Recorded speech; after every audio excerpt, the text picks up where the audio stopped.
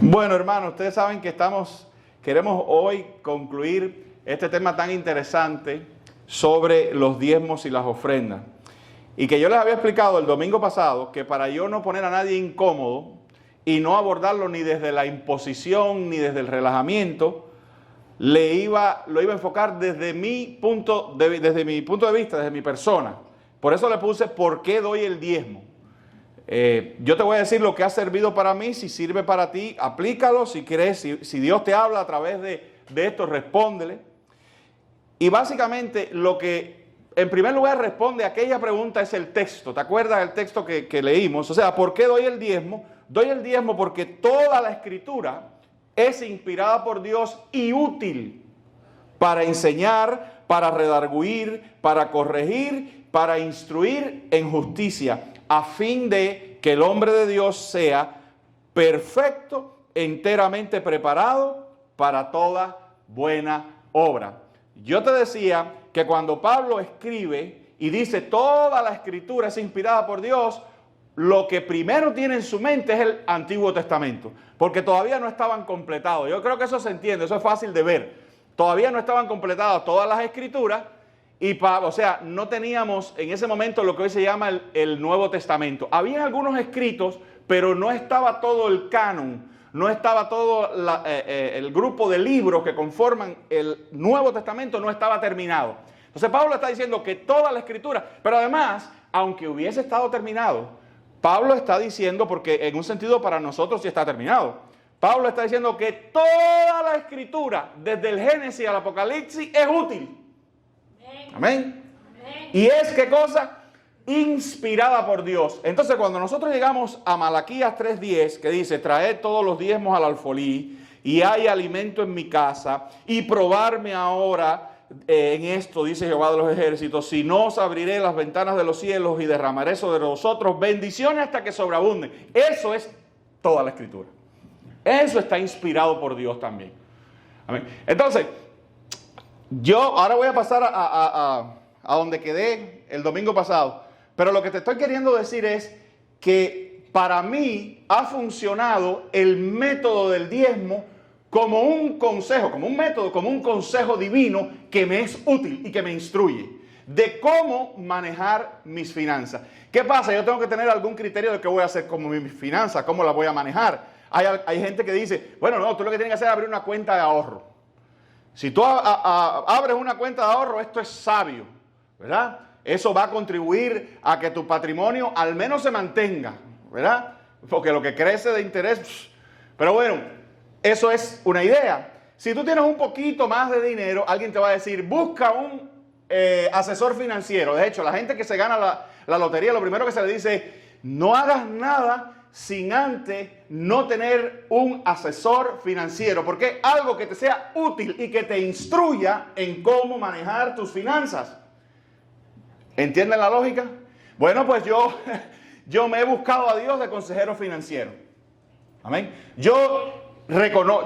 Obviamente, yo reconozco que todos los consejeros financieros que están allá afuera, del banco, de Goldman Sachs, de Fidelity, yo tengo Fidelity, no porque tengo mucho dinero, sino por mi trabajo. Ahí está my 401k y todo eso. Pero Fidelity, etc. Hay una serie de compañías que se dedican a eso. Son buenas, ¿verdad? Pero ninguna tiene la protección sobrenatural que tiene el consejo inspirado por Dios. Amén. Todos son buenos criterios, buenas ideas, pero de los hombres. Y por eso tú has visto, como pasó en el 2008 y como pasó en los años 30 aquí en Estados Unidos, que cuando vino como se dice, el crack al de los años 30, ustedes no saben que, es un poco de historia, ustedes no saben que este país pasó una cosa que se llamó la Gran Depresión. ¿Ustedes han oído hablar de la Gran Depresión? Eso fue en los años 30. En este gran país no había ni donde amarrar la chiva. Y la gente pasaba un hambre y no había comida. Y había gente literalmente muriéndose de hambre. Tú dices, en Estados Unidos, estudia para que tú veas, en los años 30, se llamó así la Gran Depresión. Amén. No salvaron los consejos financieros al mercado en esa época. Y en el 2008, cuando la crisis inmobiliaria, de hecho, algunas de esas compañías sabichosas en cuanto al uso de las finanzas fueron las primeras que quebraron. Y mucha gente se quedó sin dinero. Historias sobran. Hay una historia también grandísima de un conglomerado, de una gran compañía en Houston cuando nosotros vivíamos que se llamaba Enron. No sé cuánto oyeron hablar de Enron. Eran los dueños del campo de béisbol de los Astros, o sea, el Enron Field. Esa gente también se desplomaron y eran multimillonarios. Tenían un edificio en el downtown de Houston, que yo fui ahí varias oportunidades porque yo trabajaba de delivery, de courier. Tenían un edificio maravilloso, lujoso, una cosa enorme para allá arriba. En un abrir y cerrar de ojos se perdió todo eso. Y eran buenos consejos, pero eran consejos de hombre. Entonces, antes de yo aplicar consejos de hombre a mis finanzas, le aplico los de Dios. ¿Amén? Y Dios me dice, traed los diezmos a la alfolía y alimento en mi casa. Y dice, y pruébame en esto, si no derramaré las ventanas de los cielos, etc. Si no abriré las ventanas de los cielos y derramaré sobre vosotros bendiciones hasta que sobreabunden, etc. Entonces, ya yo creo que dejé establecido eso. ¿Por qué yo diezmo? Porque la Escritura es inspirada por Dios, la Escritura habla del diezmo, y yo entiendo, y yo por fe decido vivir bajo ese principio. Y creerle a Dios con eso. Y probarlo, como Él dice. ¿Puedo yo hacer eso? Claro, porque Él me está diciendo que toda la Escritura es útil. Entonces yo lo uso. Vimos algunas cosas interesantes con el diezmo. Vimos, por ejemplo, el caso de Abraham, el padre de la fe. En Génesis 14, 18 al 20, no nos vamos a detener mucho ahí porque ya yo se lo leí. Abraham se encuentra con Melquisedec. Hebreo nos va a decir después que Melquisedec no nos va a decir que es Jesús, pero nos lo sugiere, o por lo menos nos dice que Jesús es sacerdote según el orden de Melquisedec. Tú sabes lo que son los órdenes, ¿no? Por ejemplo, el orden de los franciscanos, eso es una orden, ¿verdad? Sacerdotal. La orden de los dominicos, eso es una orden sacerdotal, ¿verdad? En la Escritura se maneja el orden de Aarón, los levitas son del orden de Aarón, pero aparece en la historia este personaje misterioso con el que Abraham, después de venir de derrotar a los reyes, una batalla que tuvo y venía con todo el botín de lo que había capturado, eso era muy común en esa época, Abraham se encuentra con este personaje raro, extraño, se llama Melquisedec, no tiene principio de días ni de fin, no tiene padre, no tiene madre, no tiene genealogía, solamente se dice que es sacerdote del Dios Altísimo. Y dice la Escritura que Abraham, el padre de nuestra fe, le dio diezmos de todo. ¿Cuál es el problema y la dificultad fundamental de ese texto? Que ahí no había ley, ni orden, ni nada de eso. Abraham por fe, como un acto de adoración y de gratitud, decidió darle el diezmo de lo que traía ese Melquisedec, cuando todavía ni siquiera existía el padre del pueblo de Israel, que era Jacob, que iba a ser Jacob después. Pero Jacob hace lo mismo. Amén. Jacob, en Génesis 28, del 20 al 22, decide que Dios va a ser su Dios y decide que le va a dar al Señor, que de todo lo que le diere, Dios, mira que tú qué cosa interesante, dice, de todo lo que me dieres. Es un principio interesante. Jacob le dice, de todo lo que tú me des, porque los que somos de fe sabemos que todo lo que tenemos viene de Dios.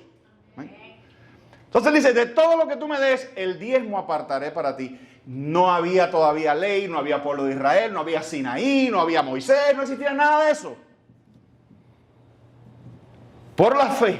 De hecho, Hebreos, que va a traer ese mismo texto del que te acabo de dar, Hebreo va a transportar desde el Génesis ese mismo evento de Abraham con Melquisedec, lo va a colocar en el libro de Hebreos y va a decir, nos va a explicar que Cristo es el orden de Melquisedec y también bueno, ya la Biblia nos va a desarrollar ese tema anteriormente, que Abraham es el padre de la fe. Cuando la Biblia dice que Abraham es el padre de la fe, es eso. Es el portador principal del ADN de la fe. De cómo se vive por fe, cómo uno se comporta por la fe. Amén. Y Abraham dio diezmos a Melquisedec. Y entonces Hebreo nos dice, no, tú sabes qué, Cristo es según ese orden. Pues yo, que soy de la fe, de Abraham, doy diezmo a Jesús, que es del orden de Melquisedec. Esa es mi lógica de por qué yo doy el diezmo. Yo creo en las bendiciones del diezmo. ¿Cuál es la que dice Cristo? La que dice Malaquías. Abriré las ventanas de los cielos y derramaré bendición sobre usted. Yo creo en la providencia de Dios, en la protección de Dios y en la prosperidad de Dios a través de mi diezmo. ¿Cómo se verifica eso? Bueno, yo lo verifico en mi diario vivir, en las provisiones que Dios me da, en la providencia que Dios me da, en la protección que Dios da sobre mi finanza, sobre lo que es mío. Amén. Porque la protección es sobre mi finanza, pero es que mis finanzas están conectadas a un montón de cosas. Desde la renta hasta las appliances que se rompen o que se necesitan, desde la comida que se come, desde el bienestar de la casa, todo.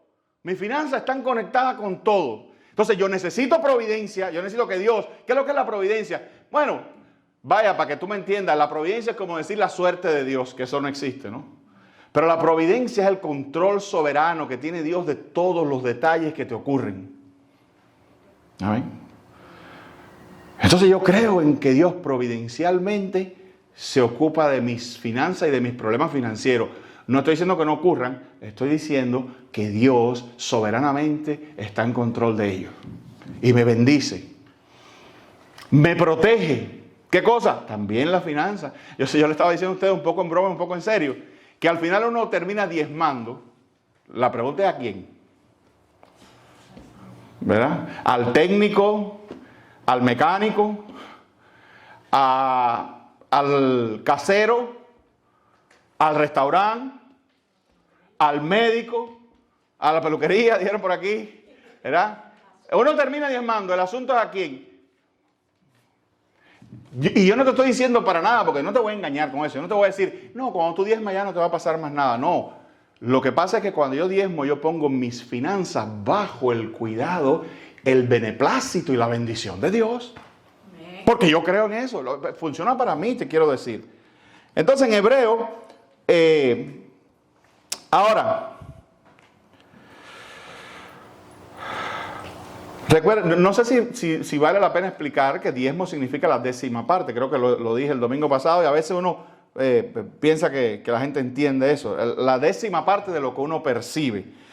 Y yo te decía, un poco recapitulando, que yo diezmo también en primer lugar porque me lo enseñaron. Cuando yo comencé allá en Cuba, en una iglesia pequeñita, de un barrio periférico, pobre, Jayamá, todavía es pobre, todavía es un barrio, y yo estaba en aquella iglesia, el Nazareno de Pablo, ahí me enseñaban que el cristiano diezma, y yo empecé a diezmar, yo obedecí lo que decía la Escritura, y empecé a diezmar cuando lo que diezmaba eran 10 pesitos, 20 pesos que me daban mis padres, esas cositas, y fui creciendo en ese hábito, ¿verdad? Y hoy en día diezmo todo, yo diezmo hasta mi income tax, y esto soy yo, ¿por qué? Lo hago con gozo, hermano, no te lo estoy imponiendo, para mí es una divinidad. Yo me siento tranquilo, me siento seguro cuando doy el diezmo. Lo hago con hasta expectativa. Con esta expectativa de qué va a hacer el Señor, porque además dice, probadme en esto. Entonces yo lo hago con esa fe. Ahora bien, yo te decía que es un poco difícil, que hay gente que impone esto, ¿no? Y yo te decía que es un poco difícil a veces imponer el diezmo a partir de este texto que te voy a leer, que es el que mucha gente dice, no, pero sí está en el Nuevo Testamento. Sí está. Bueno, aparte de este texto está en el de Hebreo que te acabo de decir, donde Pablo retrotrae la cuestión de Melquisedec y la desmenuza y le explica. Bueno, digo Pablo, alguna gente piensa que Hebreo lo escribió Pablo. Hebreo realmente no tiene autor. Algunos piensan que fue Apolo, algunos piensan que fue Pablo. Es digamos un consenso entre la teología que a lo mejor fue Pablo. No sé, quien lo escribió es un libro anónimo, pero como quiera es también inspirado. Yo me pregunto en mi lógica del diezmo, digo, qué raro que esté en hebreo ese texto, ¿verdad? Qué raro que esté esa explicación de que Abraham se encontró. Ya primero nos ha dicho que Abraham es el padre de la fe. Creyó a Abraham y le fue contado por justicia. Es el primero que fue salvo por la fe. Y entonces viene este evento, nos enseñan cómo se comporta a Abraham y nos los enseñan a través de la experiencia del diezmo. Qué raro, ¿verdad? Pues todo eso a mí me instruye, me es útil, me prepara. Amén. Pero el texto de Mateo 23 dice, Jesucristo está hablando con los fariseos, que tú sabes lo que hacían los fariseos, ¿no? Los fariseos, algunos no se ocupaban de sus padres, no le daban dinero a sus padres. Y le decían a los padres, la manera en la que yo te ayudo es dando mi diezmo a Dios. Porque al yo dar mi diezmo a Dios, tengo a Dios contento, bendecido, y así te bendigo a ti. Amén. Y Cristo dice, oye, estos fariseos que hipócritas, no se ocupan de sus padres. Y dicen, no, yo te ayudo, papá, pero no te ayudo dándote a ti, ayudo dándole a Dios. Porque yo amo a Dios, yo sirvo a Dios. Y amando y sirviendo a Dios y dándole mi diezmo a Dios, pues Dios te bendice a ti. Aplicando esa lógica, ¿no? Y entonces Cristo le dice, ay de vosotros, escribas y fariseos, hipócritas, porque diezmáis la menta y el eneldo, está hablando del diezmo, diezmáis la menta y el eneldo y el comino, y dejáis lo más importante de la ley, la justicia, la misericordia y la fe. Esto era necesario hacer sin dejar de hacer aquello. ¿Qué es aquello? El diezmo, ¿no? Entonces algunos ven ahí una validación, porque Cristo le está diciendo, ay, fariseo hipócrita, ustedes diezman la menta, el eneldo y todas esas cosas, pero se olvidan de la justicia, la misericordia, del amor. Tenían que hacer esto, la justicia, la misericordia, el amor, sin dejar de diezmar. En otras palabras, hacer las dos cosas juntas. Amén. Entonces algunos dicen, mira, estaba validando el texto. El texto no lo tiene, como se dice, implícito, pero no es una orden como tal, no es un aplica el diezmo, etc. Entonces, es un poco complicado imponerlo ahí. Yo creo, fundamentalmente, para mí, y esto lo han aplicado varios cristianos, y es lo que yo aplico. La gracia, la gente dice, no, que el diezmo es de la ley, ¿no, verdad? Te dicen eso. Ya yo te demostré que no es de la ley, no te dejen poner eso nunca. Cuando alguien te diga, no, porque el diezmo es la ley, tú le dices, y Abraham y Jacob diezmaron también, no estaban bajo la ley. Abraham le diezmó a Melquisedec, no existía. Es más, dice el texto que Abraham traía a Leví, que después iba a recibir los diezmos porque era el sacerdote, lo traía en los lomos todavía, o en el ADN, por decirlo, de alguna manera. Amén. Ahora bien, hay quien te dice, el diezmo es de la ley, y entonces tú le puedes decir, pero la gracia es superior, lo dice la Escritura. ¿Te das cuenta? No, yo no diezmo porque es de la ley. Ah, bueno, pues da más, tienes que dar más porque la gracia es superior. Amén. Y en el diezmo, en el Antiguo Testamento, el diezmo es del Señor, y en el Nuevo Testamento, la vida del hombre completo es de Cristo. Habéis sido comprado, dice la Escritura, con sangre habéis sido comprado. Dice, ahora sois de otro, dice la Escritura. Esclavos sois de Cristo. Entonces, en la gracia, ¿qué es lo que es de Dios? Todo. Amén. Por eso yo no estoy limitado a un 10%, porque de momento hace falta más que un 10%, o hay quien daba más. Yo le digo a la gente, si tú quieres, no eres de la ley, pues imita a los de la gracia. Oiga, y los de la gracia eran tremendos, porque están las historias. Ya te leí hoy en el texto, te leí Macedonia, que era pobre, y dice que de su pobreza abundaron en ofrenda para Pablo. Pero también te dije que Bernabé vendió su heredad, su finca, su riqueza, lo que sea, y los trajo a los pies de los apóstoles. Y muchos lo hacían así. El Nuevo Testamento está lleno de esas ideas de que vendían sus propiedades y las ponían a los pies de los apóstoles. Porque en la gracia no es cantidad, no hay límite. Tú has sido liberado, es lo que yo te quiero decir. Yo no doy el diezmo porque hoy estoy mordido con el diezmo. No, yo doy el diezmo porque para mí eso es un principio. Yo empiezo por ahí. Amén. Pero yo estoy libre de dar el diezmo, el 20, el 30, lo que sea. Toda mi vida es de Jesús. Y Dios puede demandar de ti mañana más que el diezmo. Entonces, ¿te das cuenta, hermano? No estamos liberados de esa cuestión. Ahora, ¿cuál es el problema? Otra vez que yo digo la superioridad de la gracia. La gracia, la dádiva, la generosidad cristiana es superior. Si a ti te piensa que el diezmo es mucho, pues tú no has entrado todavía en la superioridad de la generosidad cristiana. Porque la generosidad cristiana mira el diezmo y dice, eso es principio. Y la historia ha demostrado que los cristianos, mucho más que el diezmo, entregaron en su vida, incluso hasta la propia vida. Porque entendieron eso, entendieron que ellos eran de Cristo, que todo lo que tenían era del Señor, que eran pasajeros en esta tierra, que eran prácticamente peregrinos en esta tierra, y que iban a un lugar mejor. Entonces el cristiano no está atado a las cosas, aunque usa con sabiduría, quizás eso deba ser otro mensaje, usa con sabiduría sus finanzas, ¿verdad? Porque hay muchos cristianos botarata, hay muchos cristianos que le da su dinero a cosas hay cristianos que no dan el diezmo, pero dan su dinero a cosas medias raras. Amén. Que pueden ser usadas por el enemigo para dañar a otra persona o para dañarse a sí mismo. Amén. Entonces, la dádiva, la generosidad cristiana es superior. Hechos 2, 44-45 dice, y todos los que habían creído estaban juntos y tenían en común todas las cosas, y vendían sus propiedades y sus bienes, y los repartían todos según la necesidad de cada uno. Yo quisiera ver ese tipo de comunidad. Dice que vendían sus bienes y sus propiedades. Amén. ¿Con qué dinero tú crees que se impulsó la iglesia pequeña, que era pobre en un sentido? Y eran, vamos a suponer, yo digo 12, en hecho había 120. Vamos a suponer 120. ¿De dónde tú crees que sacó dinero los 120 o los discípulos para expandir el evangelio por todo el mundo conocido? Porque había que trasladarse, igual que hoy, había que pagar barco, había que pagar carreta, había que pagar posada, había que pagar trámites, etc. ¿De dónde salió el dinero ese? La iglesia. No habían americanos para ayudar a la iglesia. Que a los hispanos les gusta siempre que los americanos lo ayuden.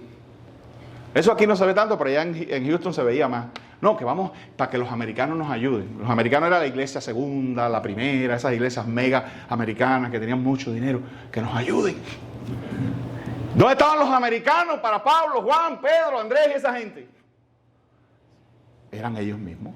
Aquí, si tú quieres saber de dónde salía la economía que transportó el evangelio hasta los confines de la tierra como Cristo lo había mandado, de ellos mismos. Y yo siempre he dicho una frase, no sé si la he dicho aquí, pero la visión hay que pagarla. Y siempre se pagó.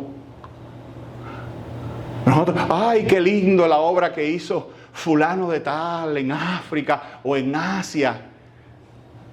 Esa gente tuvo que pagarla y mantenerla y mandarle dinero. Los misioneros no viven del aire. Amén. Entonces, la generosidad cristiana ha sostenido y sostendrá hasta que venga Cristo la obra del evangelio. Amén. La obra cristiana. ¿Quién sostiene? Hay gente aquí a lo mejor que nos visita y dice, ¿con qué se pagará esta iglesia? Seguro que los americanos les mandan ayuda. O el gobierno les da food stamp a los hermanos. Aquí nadie da nada. Este terreno, desde el que corta la hierba hasta la luz, hasta los salarios de los empleados, hasta esto, todo eso lo costea la propia congregación. Los diezmos y ofrendas de los hermanos que, o sea, para ponerlo en contexto, la generosidad cristiana sostiene esta obra. Amén. Amén. Hechos 4:34. Así que no había entre ellos ningún necesitado, porque todos los que poseían heredades o casas las vendían y traían el precio de lo vendido. Confirmando lo mismo. Hechos 4, 36 al 37. Entonces José, a quien los apóstoles pusieron por sobrenombre Bernabé, que traducido es hijo de consolación, levita, natural de Chipre, como tenía una heredad, la vendió y trajo el precio y los puso a los pies de los apóstoles. Dios es dadivoso. Miren, Dios le dio al hombre el huerto, a Adán le dio a Eva, a Abraham descendencia, a Israel una tierra, a David un reino, a Salomón sabiduría y riqueza, a Isaías una visión, a los apóstoles el Espíritu Santo y al mundo un Salvador. Amén. Entonces, dice Romanos 8:32, el que no escatimó, ¿escatimas tú, hermano? ¿Tú no has oído esa frase? No escatime, no escatime. A veces tú estabas en una beca o algo de eso y alguien te estaba sirviendo la comida, la cosita que está. No, échame, no escatimes. Sea abundante. Amén. El que no escatimó ni a su propio Hijo, sino que lo entregó por todos nosotros, ¿cómo no nos dará también con Él todas las cosas? Amén, amén, gloria a Dios. Hermano, ¿tú te has puesto a pensar en esto? ¿De quién es este mundo? Hay gente que se ha metido en la cabeza que este mundo es del diablo. Yo no sé dónde han sacado eso. Yo no sé de dónde han sacado, porque cuando la Biblia habla del mundo en el contexto negativo se refiere al sistema, no a las cosas. Cuando la Biblia dice no, porque no améis al mundo, se refiere al sistema. No te está diciendo que no ames el árbol ni una flor y no plantes o no ames la playa o no ames las montañas. Eso no es lo que te está diciendo, ¿verdad? Te está diciendo al sistema. El sistema que no alaba a Dios, que no adora a Dios, que no reconoce a Dios, a ese no lo ames. Y que tiene otros dioses, el mamón de la riqueza, la idolatría, etc. Pero no te está diciendo. Y ponte a pensar esto, a que tú no lo has meditado. ¿De quién es este mundo? ¿Y de nosotros? ¿Quién se va a quedar al final con este mundo? ¿Tú te crees que los perdidos van a quedarse aquí en este mundo? Ay, pastor, pero están aquí, están en diferentes lugares importantes. Prestados están aquí. Cuando este mundo sea transformado por el poder de Dios en cielo nuevo y tierra nueva, los que van a quedar aquí disfrutando de todas las bellezas que van a superar estas que nos rodean ahora, oiga, y mira que estas son lindas, vamos a ser nosotros. Entonces, ¿cómo no nos dará todas las cosas? Tiene un futuro inmediato y tiene un futuro lejano. Dios no se creó las cosas para Él, Dios las creó para ti. Dios no necesita sentirse feliz como nosotros cuando sembramos una flor. No, Dios es feliz. Dios no necesita, a Dios no se le necesita añadir nada. A Dios no le falta nada. A Dios no le falta satisfacción, alegría. Hay gente que se mete esa locura en la cabeza. Ay, Dios me ama tanto porque es que Dios no podía vivir en el cielo sin mí. ¿Quién te dijo eso? Dios ha estado en la eternidad sin ti, sin mí, completamente pleno y feliz. De la abundancia, y aquí va, de la abundancia de Dios, de la belleza, de la generosidad y de su amor, te creó a ti, a mí, creó este mundo y se compartió a sí mismo con nosotros. Amén, amén. Somos nosotros los que lo necesitamos a Él. Él no nos necesita a nosotros. Esa es la belleza de Él, que a pesar de que Él no nos necesita, aún así se ha revelado a nosotros y nos bendice y tiene paciencia con nosotros y nos ama y nos perdona y nos levanta y nos salva y nos mandó un Salvador, ¿verdad? Y nos ha preparado un cielo nuevo y tierra nueva. Entonces, la próxima vez que te entre la tacañería, piensa en eso. Gloria a Dios, aleluya. Amén. Que por otra parte, el cristiano no debe ser tacaño. Hechos 20:35. En todo os he enseñado que trabajando así se debe ayudar a los necesitados y recordar las palabras del Señor Jesús que dijo, más bienaventurado es dar que recibir. Teología 101. Esa frase no está en los evangelios. ¿Ves? Cuando Pablo dice, Y recordar, o Pedro, no sé, ahora no me doy cuenta quién lo dijo, recordar las palabras del Señor Jesús, más bienaventurado es dar. La pregunta inmediata es, ¿y cuándo Cristo dijo eso? Porque no está en los evangelios. No hay un evangelio donde Cristo diga, más bienaventurado es dar que recibir. Pero lo dijo. O sea que la divina revelación incluyó una frase importantísima que no quedó registrada en los evangelios, la incorpora al libro de Hechos. Fíjense qué importante es esto. Qué importante es que ese pedacito de diálogo de Cristo que no está en los evangelios, la divina providencia se encargó de que quedara, pero lo trajo para el libro de los Hechos, por boca del apóstol. Amén. Pero oigan qué principio, es un principio cristiano. Más bienaventurado es dar que recibir. Esa es la generosidad cristiana. El cristiano es dadivoso, con sabiduría, que hay por ahí a veces cada personaje queriendo abusar, quiero decir, de la generosidad cristiana. Por eso te digo, tienes que ser sabio. Porque hay cristianos que entran con una locura, hay que darle a todo el mundo, al que te pide siempre. No, tú tienes. Mira, porque hay gente que después coge cargo de conciencia con eso. El dinero es tuyo y Dios te lo dio para que tú lo administres. Como tú administras tu generosidad es cuestión tuya, porque ni aún Dios es obligado a administrar su gracia. Dice la Biblia, no depende ni del que quiere ni del que corre, sino de Dios que tiene misericordia. Hasta la misericordia Dios la da al que quiere.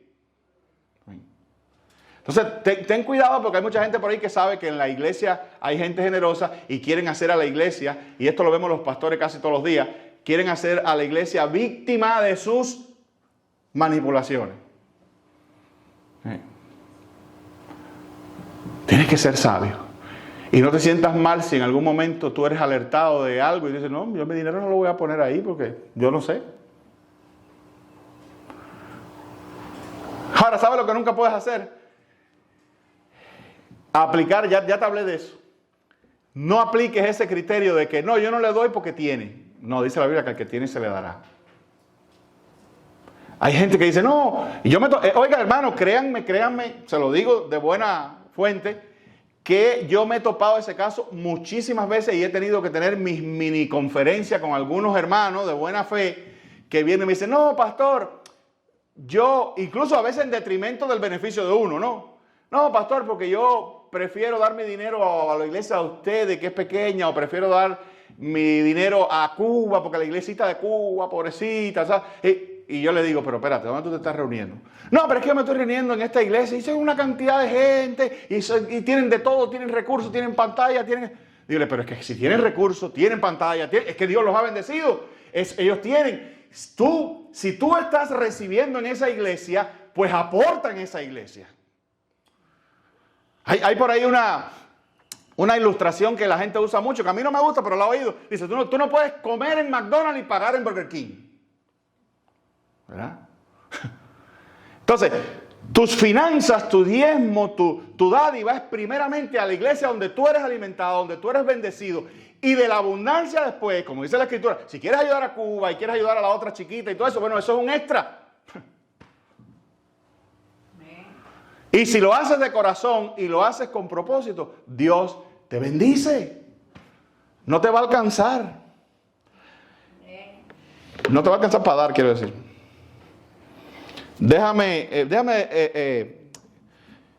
Mira esto que te voy a decir. Tú sabes que en la historia han habido personajes famosos que han sido diezmadores.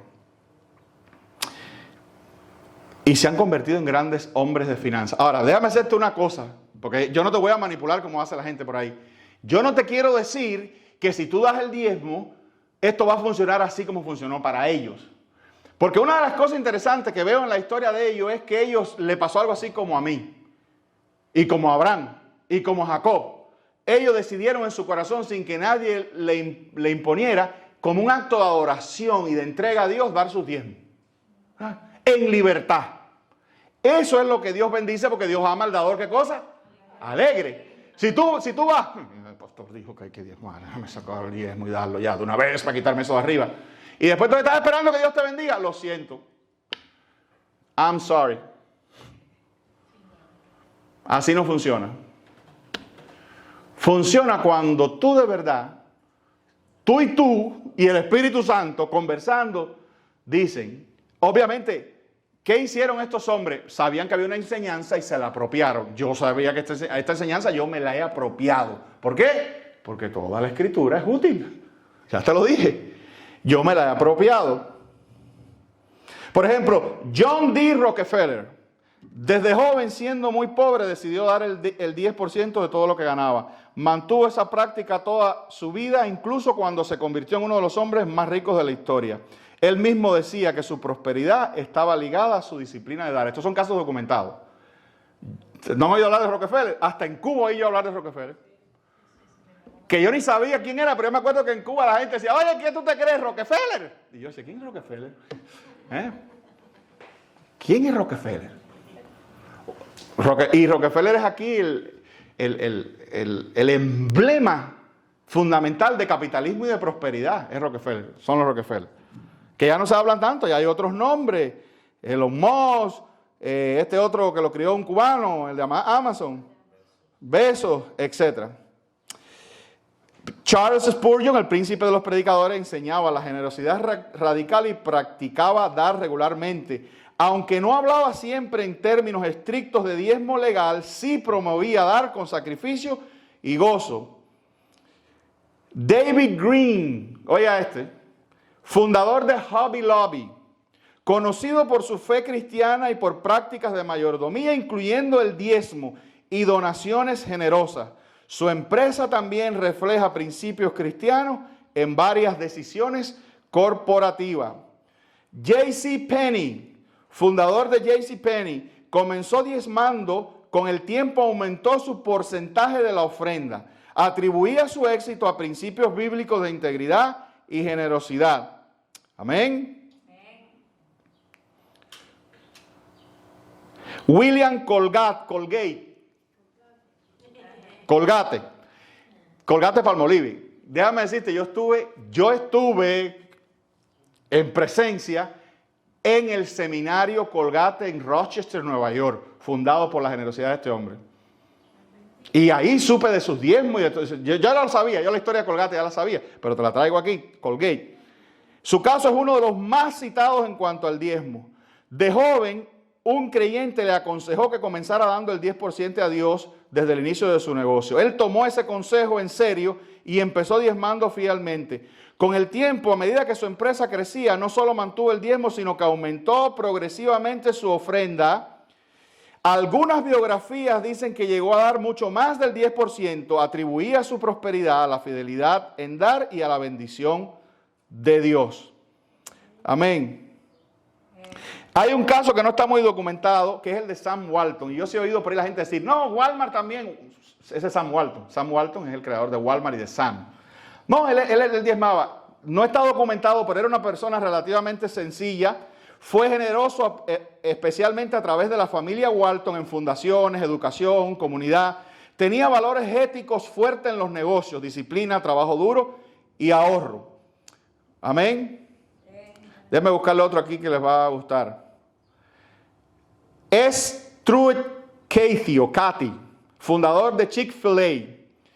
Hay un buen testimonio de que sí practicaba el diezmo como parte de su vida cristiana. Desde joven entendió el dar como una disciplina espiritual, no solo una opción ocasional. Además del diezmo, fue conocido por dar generosamente mucho más allá del 10%.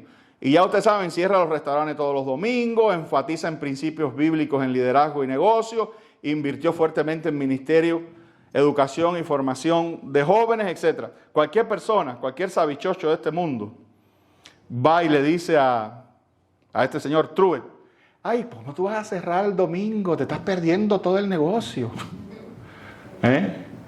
¿Cómo tú vas a cerrar el domingo, Chick-fil-A? Te estás perdiendo todo el negocio. Esos son los cristianos. Trabaja domingo, trabaja sábado. No te estoy diciendo que no debas trabajar domingo. Si se te cayó el buey, tienes que hacerlo. Pero si te puedes zafar, záfate. Porque si Chick-fil-A es multimillonario sin trabajar los domingos, yo creo que tú puedes ser sostenido por Dios también sin trabajar los domingos si te lo proponen. Yo no digo que haya sus momentos, no te estoy criticando. No quiero traer condenación con eso. Pero procúrate con oración y con persistencia, procura zafarte del día del Señor. Amén. Y yo perdí aquí, hay una evidencia, hay uno aquí que después invirtió. O sea, daba primero el 10 y después se quedó con el 90. Perdón, después daba el 90 y se quedaba con el 10. Pero yo no lo conozco. Este está en la lista, es R.G. Letourneau, Letourneau. Dice, empresario e inventor cristiano. A lo mejor en Google puedes saber quién era R.G. Letourneau. Empresario e inventor cristiano, comenzó diezmando, pero con el tiempo llegó a dar hasta el 90% de sus ingresos. Su frase famosa, no soy yo quien da el 90, es Dios quien me deja quedarme con el 10. Amén. Bueno, aplicación. Y voy a terminar con este. Aquí también esto de al que tiene se le dará. La próxima vez que tú vayas a Hobby Lobby a comprar, a lo mejor tú dices, ay no, pastor, pero es que Hobby Lobby es muy caro para mí. Bueno, el día que vayas a comprar, aunque sea un cuadrito, acuérdate que estás pisando terreno bendecido cristiano. Aunque la empleada te trate mal y diga malas palabras y eso. Sí, no, porque la gente dice, ay, yo fui a Hobby Lobby y me trataron mal. Y eso que son cristianos. No, estamos hablando del fundador, él, ¿sabes? Estamos hablando de lo que está en el fondo de empresas como Hobby Lobby y como Chick-fil-A. Para que te sientas aún mejor gastando tu dinero ahí. La mayoría de las universidades y los hospitales en el mundo las fundaron los cristianos. Principalmente reformados, calvinistas, puritanos. Esa gente. Esa gente fundaron universidades. ¿Qué te dice el catolicismo? El catolicismo es una religión, y me perdonan, pero aunque hayan cambiado con el tiempo, pero el catolicismo como que le gusta esta idea de la pobreza. ¿Tú no lo has oído por ahí? La pobreza, y el voto de pobreza y la pobreza. Los reformadores, los puritanos decían, no, Dios te bendice y adquirir riquezas es bueno siempre y cuando la uses para el bien común. De ahí surge la idea. El criterio de bien común sale de los cristianos, de los puritanos. De ahí sale la idea del bien común. ¿Y qué hacían ellos? Ellos tenían libertad para enriquecerse, para invertir, como estos tipos, para invertir, para desarrollarse. Y entonces sus ganancias la compartían. Y ese es el verdadero spreading the wealth around que los comunistas dicen. No, la verdadera manera de distribuir la riqueza es cuando tú de tu corazón decides hacer una escuela o hacer un hospital o hacer una fundación o pagarle a unos misioneros. Y para eso no necesitas ser rico, déjame decirte. Porque $20 o 30 a un misionero, que sea de verdad, chicos. Te estoy diciendo a alguien que sea que no, ahí voy a darle al primero que viene. A veces vienen gente a la iglesia también con fotos y cosas. Y ay, ayuda a esta gente que necesitan. Yo creo en eso. Pero yo creo más, digamos, en esa gente que tú conoces providencialmente y que de momento tú sabes que tiene una obra, que tú sabes que está predicando la palabra de verdad, que es una gente humilde, que ama a Dios, y tú decides ayudarlo, o te pones un plan y dices, por un año yo le voy a mandar $20 a esta persona. Y se lo dice para que quede claro. Le dice, mira hermanito, yo hago un compromiso contigo que todos los meses, por un año, te voy a mandar $20 para lo que sea, o bien para la iglesia, o bien para un ministerio de niños, para que le den comida a los niños, o bien para que el pastor esté un poquito mejor, lo que tú quieras. Pero ese tipo de compromiso. Para eso no hay que ser Rockefeller. Bien, aplicación. Proponte un método para dar. Yo me propuse el consejo de diezmar. Segunda de Corintios 9:7 dice, cada uno dé como propuso en su corazón. No con tristeza ni por necesidad, porque Dios ama al dador alegre. Eso de por necesidad, aunque tú no lo creas, hay gente que en su mente rara dice, ay, tengo una necesidad, déjame darle a Dios, a ver si Dios me da algo. No, eso tiene que ser con gozo, con alegría. Primera de Corintios 16:2, cada primer día de la semana, cada uno de vosotros ponga aparte según haya prosperado, y guardándolo para que cuando yo llegue no se recojan entonces ofrendas. Cada primer día de la semana. ¿Qué día es este? ¿Qué día es este? El primer día de la semana. Eso es para que tú veas, para que no te dejes engañar. Los cristianos se reunían los domingos. Los cristianos se reunían el primer día de la semana. Entonces dice, cada primer día de la semana, cada uno según haya prosperado. Si tú vas a dar el diezmo, hermano, si tú te propones que tú vas a dar el diezmo, es el diezmo de cuando ganas 1,500 y es el diezmo de cuando ganas 5,000. Porque es según hayas prosperado. No te pongas como Ananí y Zafira, que fueron y le dijeron a los apóstoles, fueron y le dijeron, oye, vendimos la casa en $100,000 y la habían vendido en 200. ¿Amén? Engañando a Dios. A ti nadie te está presionando. Pues si nadie te está presionando, haz las cosas bien en tu corazón. Porque Pablo, los apóstoles no sabían, pero Dios sí. Y al final, ¿con quién buscamos estar bien? ¿Con los hombres? No, a los hombres los podemos engañar. Pero a Dios no. Entonces cada cual según haya prosperado. Si tú eres un diezmador, es diezmo de todo.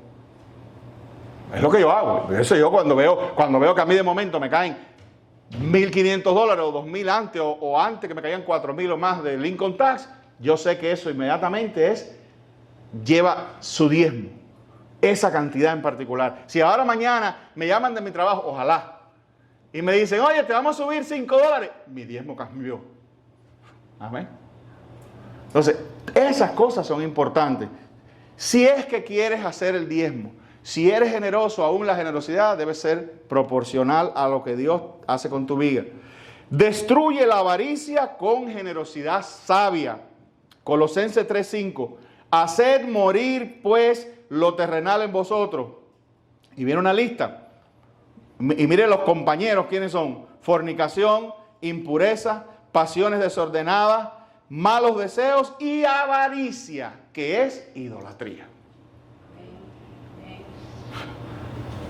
Es cuando lo que tus posesiones, tu dinero, tus riquezas se convierten en un ídolo.